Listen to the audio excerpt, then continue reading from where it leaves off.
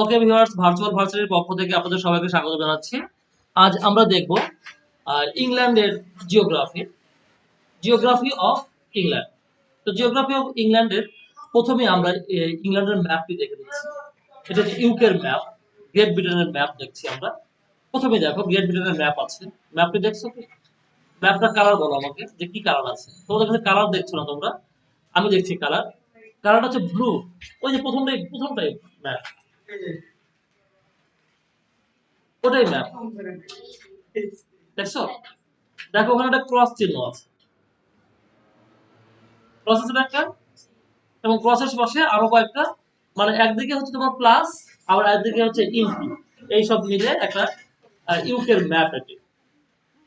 তো আমরা ম্যাপটা দেখলাম। ম্যাপটা দেখার কারণ, কারণ একটা দেশ তো চেনা যায় না।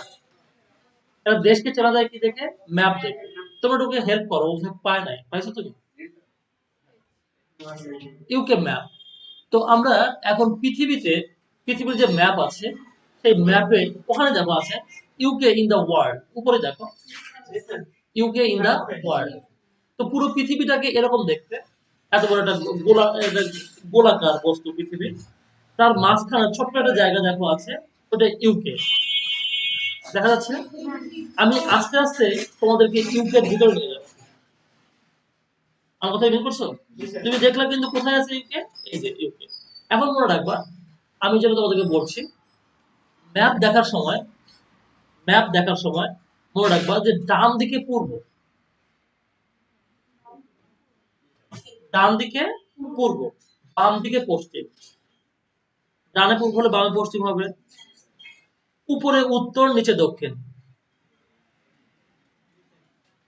মনে থাকবে কথাটা? ডানে পূর্ব, বামে পশ্চিম, উপরে উত্তর, নিচে দক্ষিণ।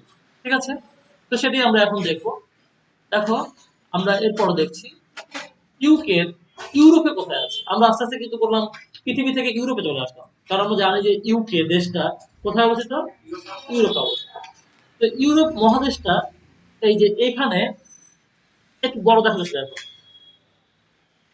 পৃথিবীর তুলনায় যেটুকু ছোট ছিল, ইউরোপের তুলনায় সেটা একটু বড় হয়ে গেছে। এটা হচ্ছে ইউরোপের, পৃথিবীর মধ্যে ইউরোপ।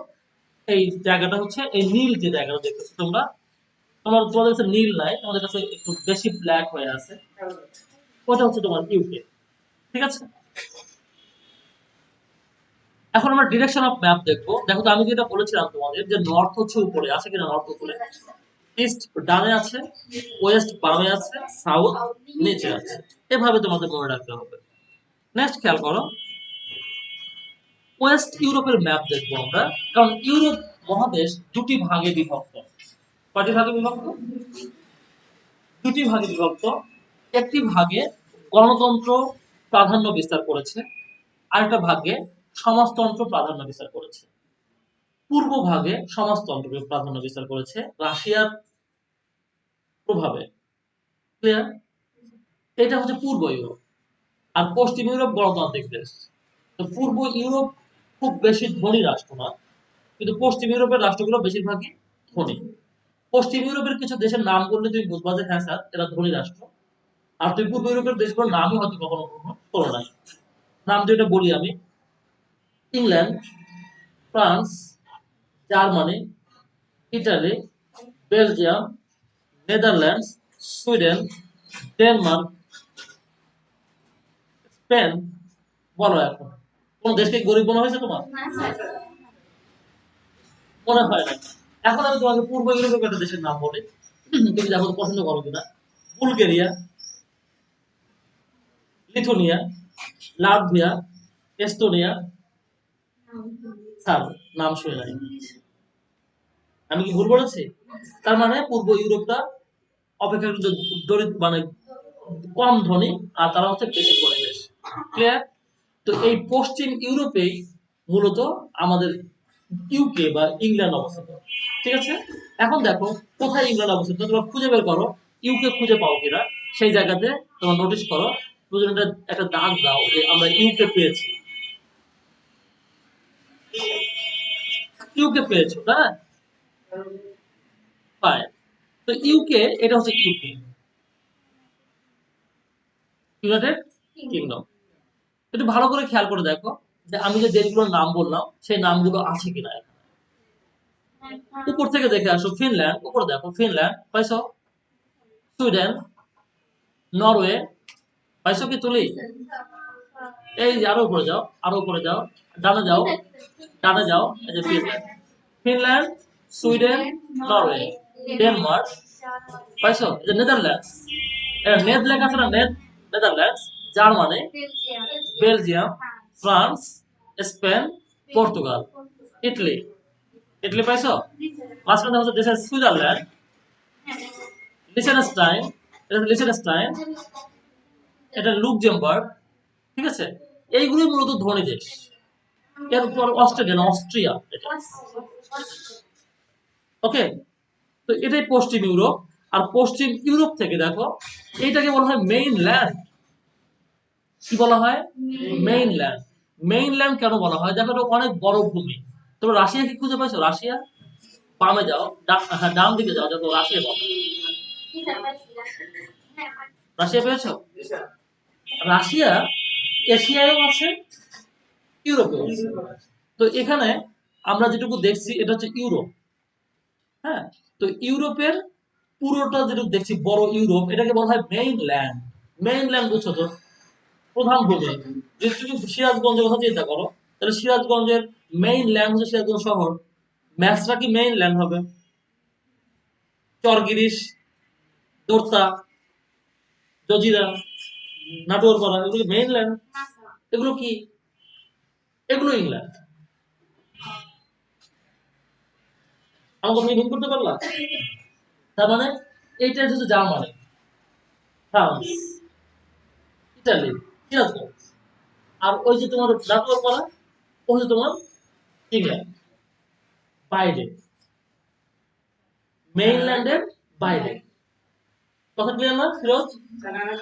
হ্যাঁ, সিরাজগঞ্জ শহরটা দেখতেছো, সিরাজগঞ্জ শহর তো এটা মেইনল্যান্ড না, ওর সাথে পুরো ভূমির সম্পর্ক আছে, আছে না? পুরো ভূমির সম্পর্ক আছে। কিন্তু যদি তুমি এই এখান থেকে যদি চরের দিকে যাও, কাকে পাবা? চর গিরিশ পাবা, নাটোর পাবা, মেসরা পাবা। তো এই জায়গাগুলো তোমার কি মনে হবে তোমার কাছে তখন? চর মনে হবে, বাইরে মনে হবে। এই বাইরে হচ্ছে নাটোর পাড়া, এই নাটোর পাড়াই হচ্ছে ওই ইউরোপের ইংল্যান্ড। এখন ক্লিয়ার বিষয়টা? ফাইন। তো বুঝতে পারলাম আমরা যে এটা হচ্ছে আমাদের ইংল্যান্ড, ইংল্যান্ডের ইউনাইটেড কিংডম লেখা আছে। আর দেখো এই পাশে লেখা আছে আয়ারল্যান্ড। তারপরে দুটো দেশ আছে কিন্তু এখানে, একটা ইউকে আর একটা কিন্তু আয়ারল্যান্ড। আমরা কিন্তু এর আগেও বলেছি যে আয়ারল্যান্ড একটা দেশ আছে নর্থ, এর মধ্যে, ইংল্যান্ডের মধ্যে, বলেছি না? কিন্তু ওই আয়ারল্যান্ড আর এই আয়ারল্যান্ড কিন্তু আলাদা।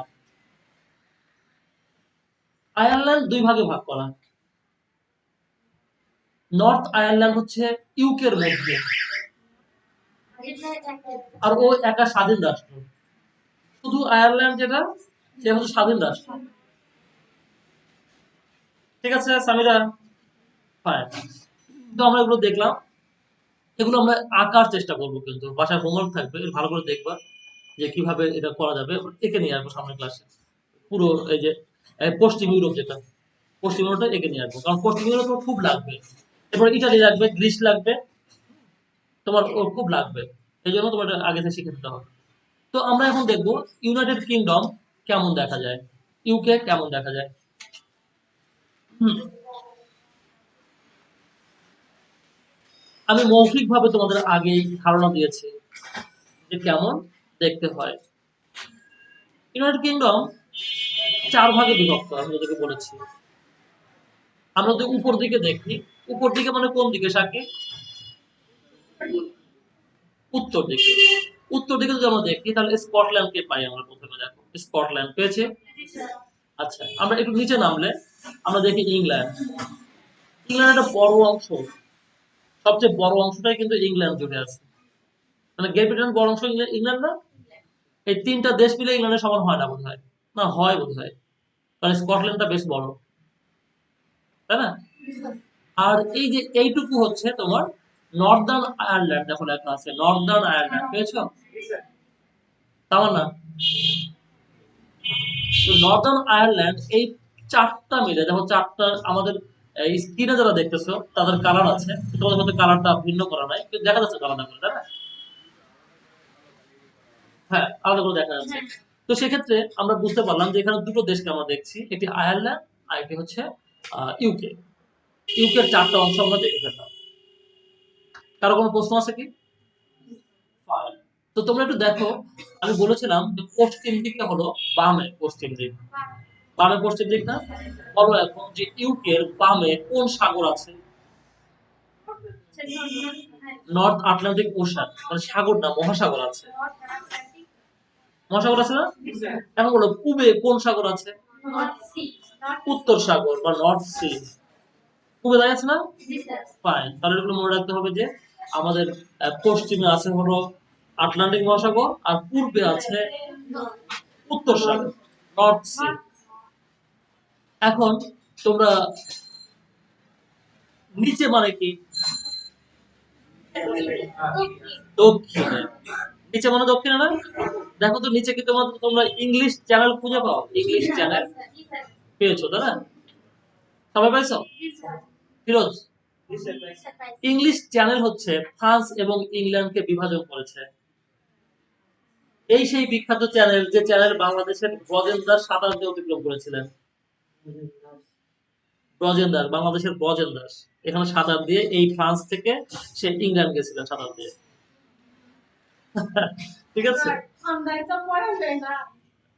অ্যাকচুয়ালি মানে ওনার এটা বড়, বেশ বড় একটা শক্তিশালী কাজ করছে। অনেক রাস্তা দেয়, অনেক জায়গা, অনেক জায়গা, অনেক রাস্তা। তো যাই হোক, আমরা একটা বিচের নাম শুনি, ডোভার বিচ। Dover beach. তো আমাদের যেমন কক্সবাজার বিচ আছে না? কক্সবাজার একটা বিচ আছে, ওরকম ডোভার একটা বিচ আছে। বিচ মানে কি? সমুদ্র সৈকত। ঠিক আছে। আর আমি দেখাচ্ছি কোথায় সমুদ্র সৈকতটা। রাইট, ক্যান্টারবারির কাছে। তোমার এই প্রণালী বলছো, প্রণালী। প্রণালী মানে কি?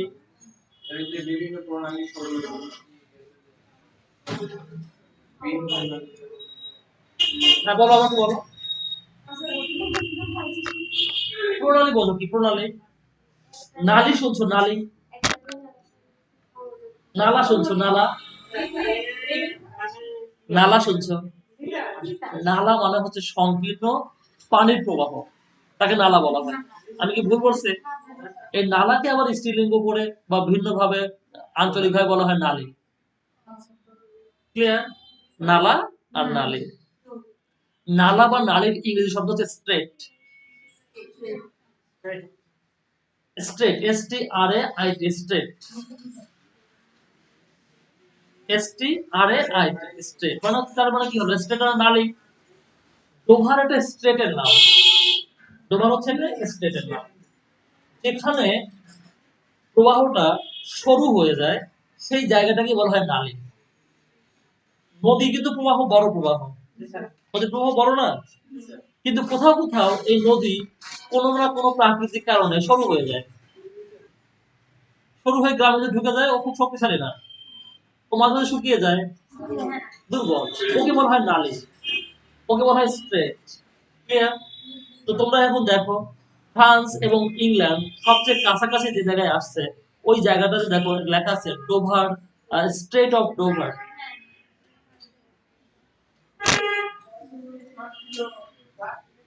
পাও নাই? হ্যাঁ, তারপর ডোভার অফ স্ট্রেট, তার মানে হচ্ছে ওটার নাম হচ্ছে ডোভার প্রণালী। তারপর ইংলিশ চ্যানেল এবং উত্তর সাগরকে সংযুক্ত করছে কে? ওকে, ক্লিয়ার? যে বুঝবা না সে কথা বলবা। ফ্রান্স এবং ইংল্যান্ডকে আলাদা করেছে।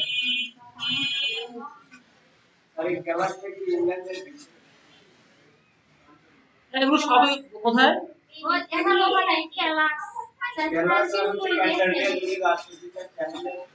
ও ওইটা, ওটা তো ফ্রান্সে।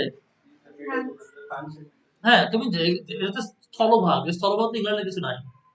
ইংল্যান্ডের কি আছে, এই যে যেটুকু দেখছো এগুলো, এটুকু ইংল্যান্ড, এবং ইংল্যান্ডের আছে হলো আইস। আইস, আইস হচ্ছে, লিখে নাও খাতায়, আইস বানানটা লিখে নাও, ISLE,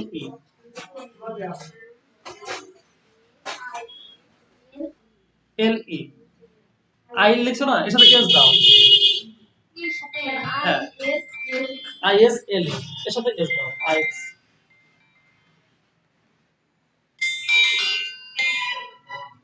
হ্যালো, সালাম। হ্যালো, সালাম।